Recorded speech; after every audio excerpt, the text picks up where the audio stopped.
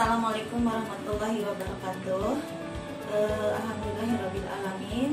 Hari ini kita ketemu lagi dengan Ibu dengan mata pelajaran Bahasa Indonesia semester 2 untuk kelas 12. Untuk materi selanjutnya ini masih tentang surat dinas, yaitu dengan kompetensi dasar, kaidah atau ciri bahasa surat dinas. Nah, untuk kaidah atau ciri bahasa surat dinas ini ada beberapa ya. Yang pertama adalah adanya sebuah paragraf dan kalimat. Apa itu sebuah paragraf? Paragraf adalah paragraf tersusun dari kalimat-kalimat yang dihubungkan satu dengan lainnya. Nah, paragraf ini merupakan ada salah satu di bagian surat dinas, yaitu di bagian isi. Kemudian ada juga ciri bahasa kalimat, yaitu kalimat di sini di dalam satu paragraf pasti berisi satu buah kalimat. Nah, bagaimana cara membedakan antara paragraf dengan kalimat? Nah, untuk kalimat ini hanya ditandai dengan satu buah titik. Tapi untuk paragraf ini ada beberapa kalimat, bisa 5, bisa 10, dan bisa kurang. Nah, untuk di surat dinas, untuk sebuah kalimatnya bisa dicontohkan, yaitu ada pada bagian kalimat penutup. Contohnya yaitu atas perhatian saudara, kami mengucapkan terima kasih. Nah, untuk penulisan kalimat yaitu ada pada paragraf penutup ya, atau kalimat penutup, yaitu atas perhatian saudara, kami mengucapkan terima kasih. Itu yang disebut dengan satu buah kalimat, karena atas perhatian saudara ditandai koma, kemudian dilanjutkan kami mengucapkan terima kasih, titik. Nah, itu satu buah kalimat. Kemudian yang kedua yaitu ada ejaan dan tanda baca. Di bagian ejaan dan tanda baca ini ada beberapa hal. Yang pertama yaitu cirinya penulisan huruf kapital. Nah, penulisan huruf kapital ini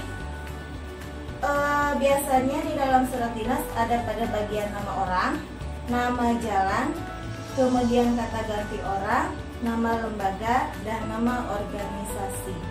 Nah, contohnya pada penulisan jalan saja, kita ambil contoh pada jalan. Jalan Mangga nomor 123 Jakarta Timur.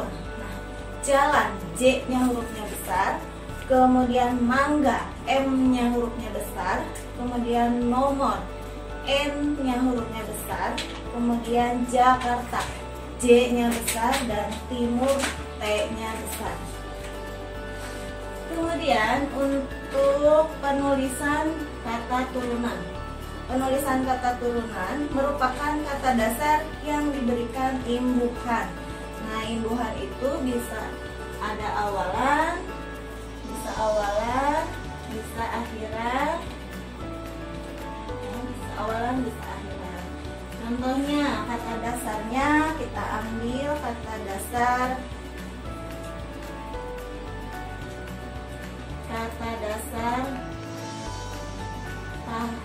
tahu ya, bukan tahu tapi tahu. Diberi awalan dan imbuhan, yaitu awalannya mu, akhirannya kan. Menjadi apa? Ya, menjadi memberi, lakukan. Nah, mana kata dasarnya? Kata dasarnya adalah tahu. Kemudian selanjutnya yaitu penulisan kata ulang. Penulisan kata ulang ditandai dengan tanda hubung terhadap unsur kata yang diulang. Tidak boleh menggunakan angka 2. Angka 2 misalnya barang, misalkan barang. Jadi barang, nah seperti ini. Nah, ini salah ya untuk penulisan kata ulang. Nah, seharusnya kata dasar barang. Nah, di sini kata ulangnya menjadi barang.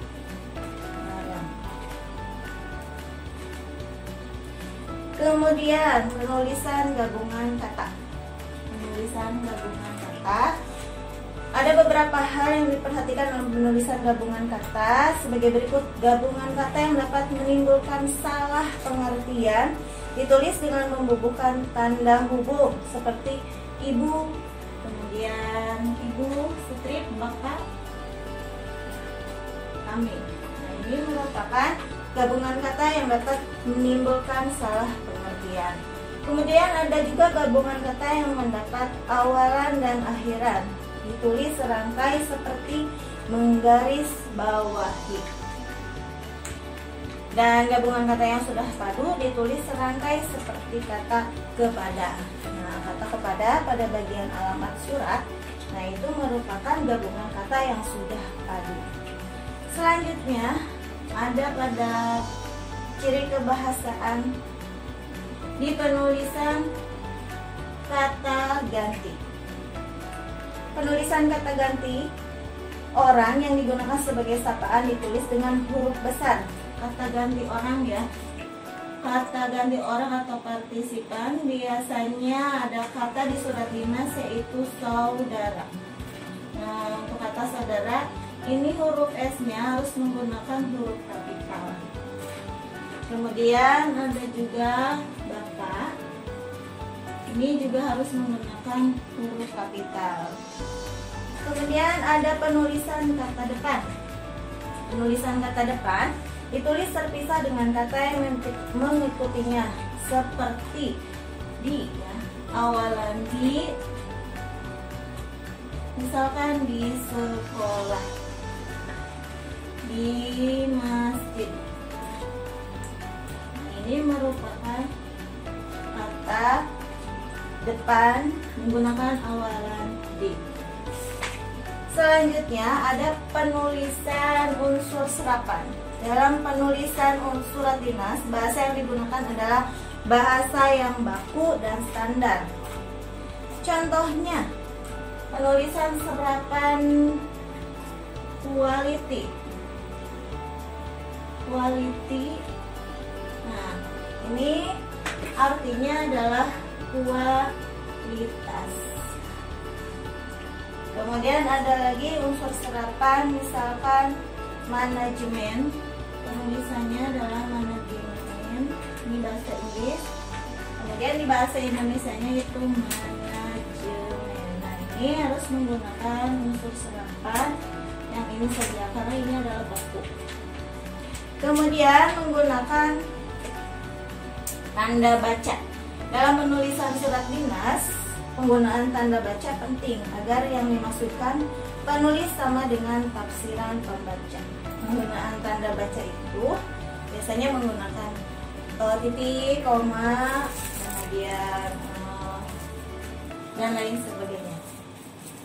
Dan yang terakhir yaitu tanda-tanda koreksi. Tanda-tanda koreksi digunakan untuk memperbaiki kesalahan dari pekerjaan surat. Bentuk tanda koreksi bermacam-macam disesuaikan dengan kebutuhan. Beberapa kesalahan yang sering terjadi pada penulisan surat dinas adalah sebagai berikut. Contohnya di situ sering sekali muncul kepada ya, kepada YTH. Nah, kata kepada di sini tidak digunakan di dalam surat dinas. Jadi seharusnya yaitu YTH saja. Kata kepada dihilangkan. Nah, ini merupakan ciri atau kaidah bahasa di dalam surat dinas. Nah, silahkan kalian pelajari lebih jelasnya di buku paket. Kemudian bisa juga melihat di internet atau melihat di media lainnya. Mungkin untuk pertemuan kaidah ciri bahasa surat dinas sampai di sini dulu. Terima kasih. Wassalamualaikum warahmatullahi wabarakatuh.